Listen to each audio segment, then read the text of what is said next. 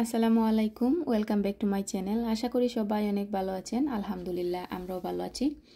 তো আজকে এখানে 3টি খিচুড়ির রেসিপি শেয়ার করব। প্রথমে আমি স্যালমন দিয়ে খিচুড়িটা রান্না করব। তো তার জন্য নিয়েছি চাল ডাল, আগে থেকে ভিজিয়ে রেখেছিলাম। স্যালমন মাছ নিয়েছি 3-4 পিস, আর নিয়েছি আস্ত 2টা ক্যারট, গাজর আঁকি।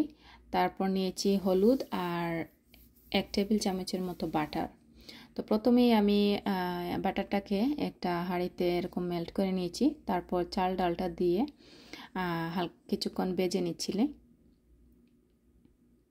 কিছুক্ষণ ভেজে নেওয়ার পর এটাতে দিয়ে দিলাম গাজরটাকে চাল ডালের সাথে আবারও কিছুক্ষণ ভেজে নিচ্ছি। নেওয়ার পর দিয়ে দিব হলুদ। তো একটু নাড়াচাড়া করে তারপর দিয়ে দিলাম স্যালমনের যে মাছ, সেটা। এখানে যে কোনো ধরনের মাছ দিতে পারেন, শুধু কাঁটাটা বেছে নিলেই হয়ে যাবে। তারপর একদম মিডিয়াম আঁচে রেখে এটাকে কিছুক্ষণ জাস্ট কষানোর মতো আর কি, একটু চুলাতে 2-4 মিনিট রেখে দিয়েছিলাম। তারপর ঢাকনাটা খুলে আবারও কিছুক্ষণ নেড়ে এটাতে পরিমাণ মতো পানি দিয়ে দিয়েছি, যতটুকু পানি লাগে একদম পুরোপুরি সিদ্ধ হওয়ার জন্য। তো এই তো আমার এটা সিদ্ধ হয়ে গিয়েছে। আমি দেখছিলাম যে এখন ব্লেন্ড করার উপযুক্ত হয়ে গিয়েছে কিনা।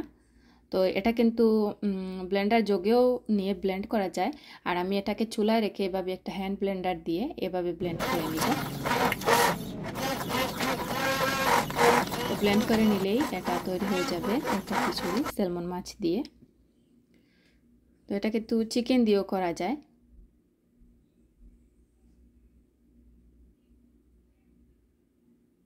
এখন তৈরি করব আমরা দ্বিতীয় খিচুড়িটা।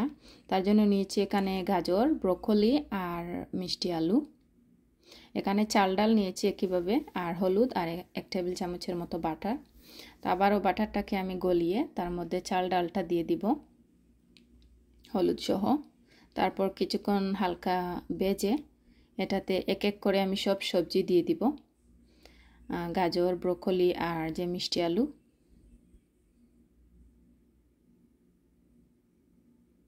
এখানে ব্রোকলির বদলে ফুলকপিও দেয়া যায়।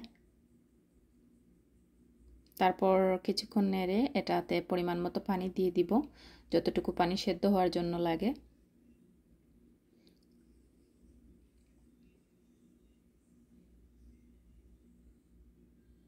তো এই তো সব কিছু সেদ্ধ হয়ে গিয়েছে। এখন এটাকে কীভাবে ব্লেন্ড করে নিব। ব্লেন্ড করে আমি এভাবে কৌটোতে রেখে দিয়েছি কাচের, অথবা কাচের জারে, ফ্রিজে রেখে পরেও খাওয়ানো যাবে। এখন তৈরি করব তৃতীয় নম্বর খিচুড়িটা। তার জন্য নিয়েছি এখানে মিষ্টি কুমড়া, মিষ্টি আলু, চাল ডাল নিয়েছি একইভাবে হলুদ দিয়ে, আর নিয়েছি 1 টেবিল চামচের মতো বাটার। এখানে কিন্তু বাটারের বদলে অলিভ অয়েলটাও ইউজ করা যায়, তেল। তবে অলিভ অয়েলটা আর কি ইউজ করতে পারলে ভালো, বাচ্চাদের জন্য বিশেষ করে। একইভাবে হাঁড়ি গরম করে তার মধ্যে বাটারটা দিয়ে দিলাম। বাটারটা গলে যাওয়ার পর চাল ডাল হলুদ একসাথে দিয়ে দিলাম। কিছুক্ষণ ভেজে এটার মধ্যে আমি যে সবজিগুলো মিশিয়ে নিচ্ছিলাম, মিষ্টি কুমড়া, মিষ্টি আলু।